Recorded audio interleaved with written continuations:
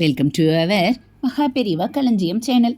இன்னைக்கு நம்ம பார்க்க போகிறது தெய்வத்தின் குரல் 4ஆம் பாகம் 6ஆம் அத்தியாயம் போர் தீர்ந்து அமைதி காண.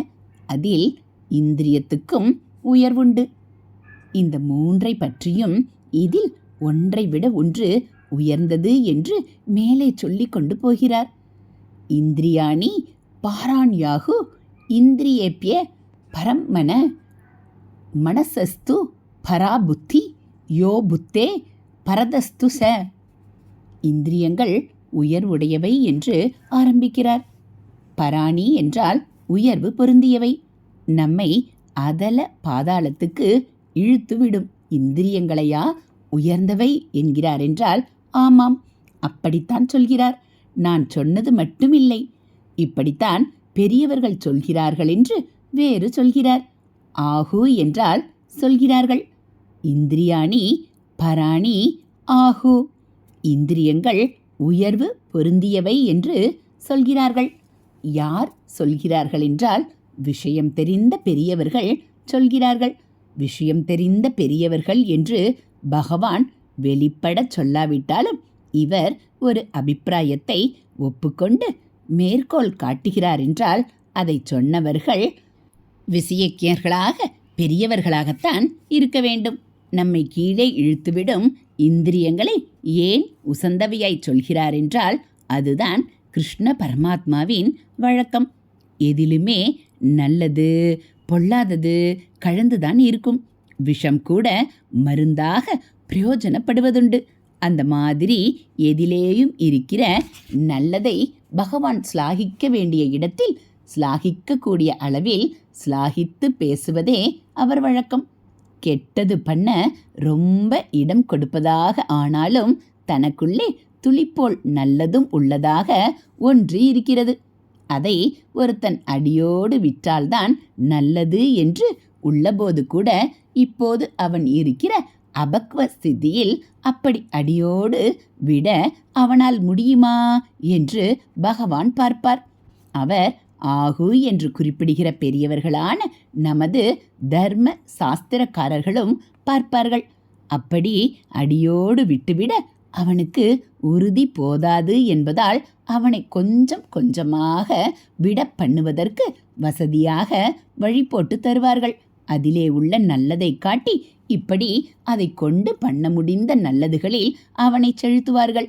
அதாவது அடியோடு விடாமல் கெட்டது பண்ண இடம் இருப்பவற்றை மட்டும் விட பண்ணுவார்கள்.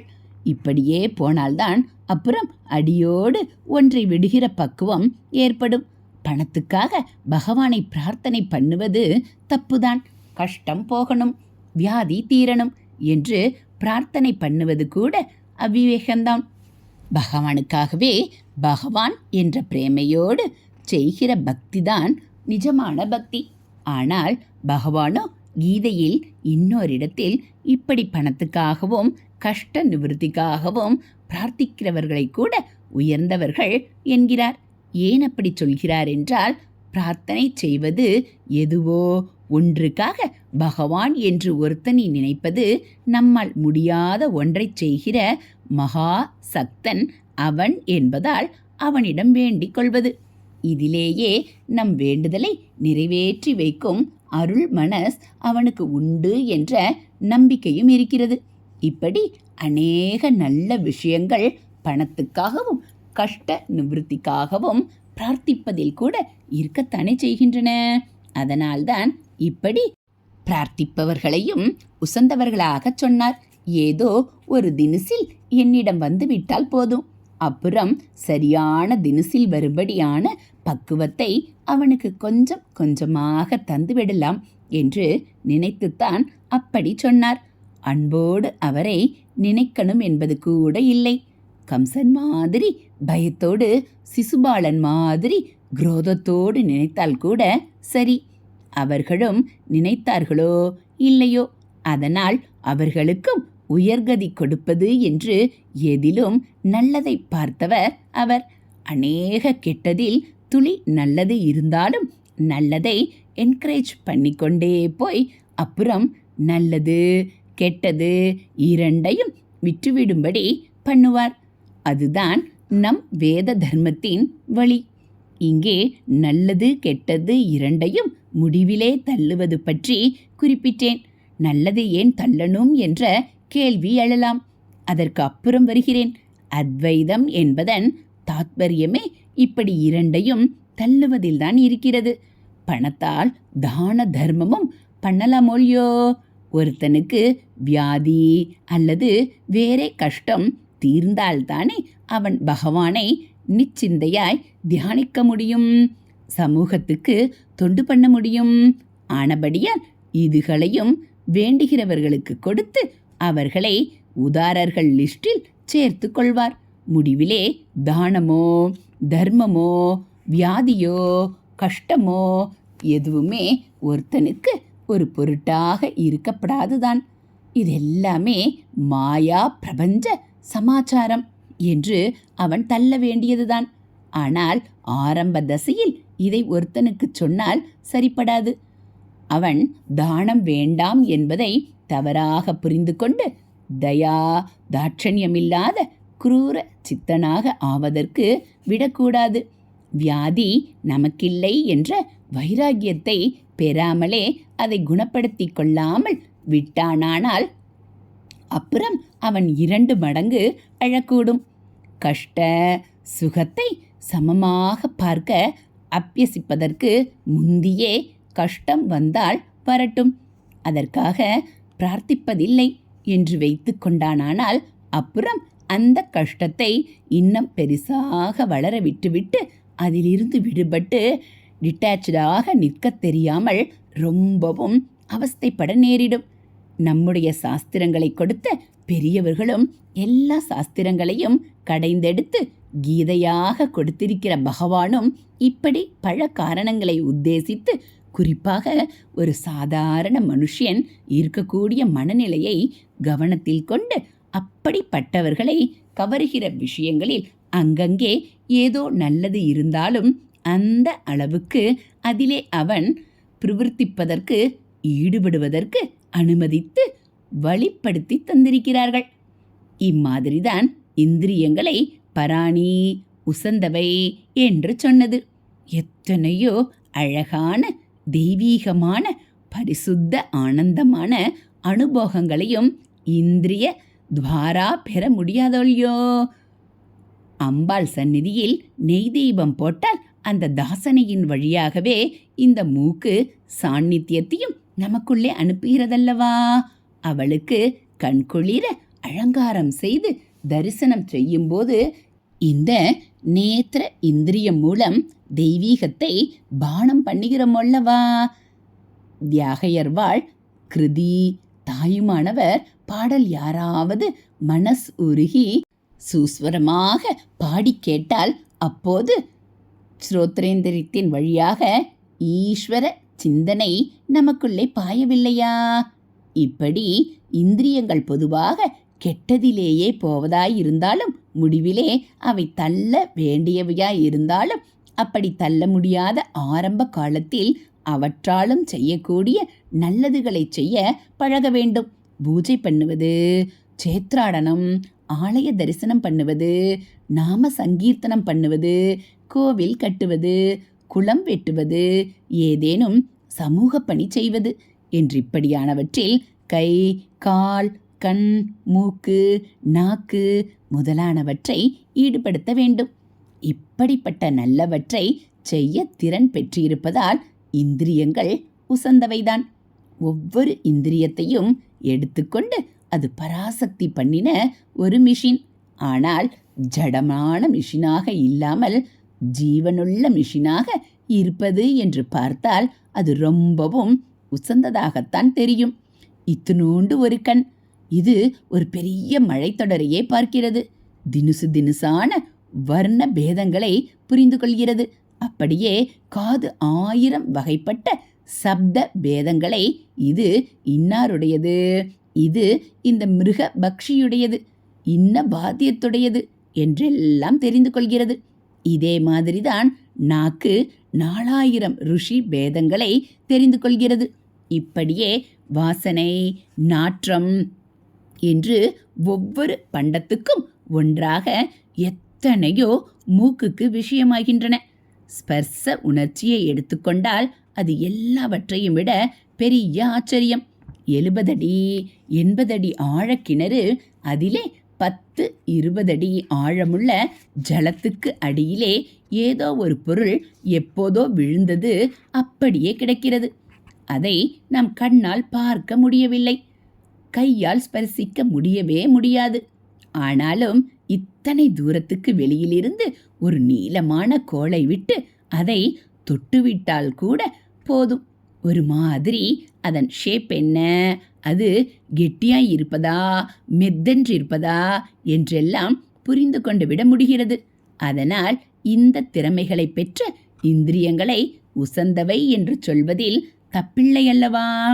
கடைசியில் பெரிய வினோதம் என்னவென்றால், இப்படி கலர்கள், சப்தங்கள், வாசனைகள் இத்தியாதிகளை வாஸ்தவத்தில் தெரிந்து கொண்டவை இந்த கண், காது, மூக்கு அல்ல.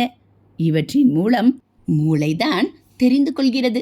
நுண்ணியதாக அந்த மூளை கொடுக்கும் கனெக்ஷன்களில்தான் சைத்தன்ய கரண்ட் ஓடி இந்திரியங்களுக்கு இந்த சக்திகளை கொடுத்திருக்கிறது. இது அத்தனைக்கும் ஆதாரம் மனஸ். அதனால்தான் இந்திரியங்கள் உசந்தவை என்று சொன்னதற்கப்புறம் அவற்றை விட மனஸ் உசந்தது என்கிறார். இந்திரியேபிய பரம் மன, மனசின் கருவிகளே இந்திரியங்கள் ஆனபடியால் இவற்றை விட அது உசந்தது. அப்புறம் அந்த மனசையும் விட உசந்தது புத்தி. மனசஸ்து பராபுத்தி. மனசில் உணர்ச்சிகள் அவை பாட்டுக்கு கிளம்பி விடுகின்றன. இது நல்லதா கெட்டதா என்று பார்ப்பதில்லை. மனசில் நல்லது கெட்டது எல்லாமே ஒரு போல தோன்றிவிடுகின்றன. இவற்றிலே எது நல்லது எது கெட்டது என்று பார்த்து கெட்டதை தள்ளி நல்லதை எடுத்துக்கொள்ளும்படி செய்வதுதான் புத்தி.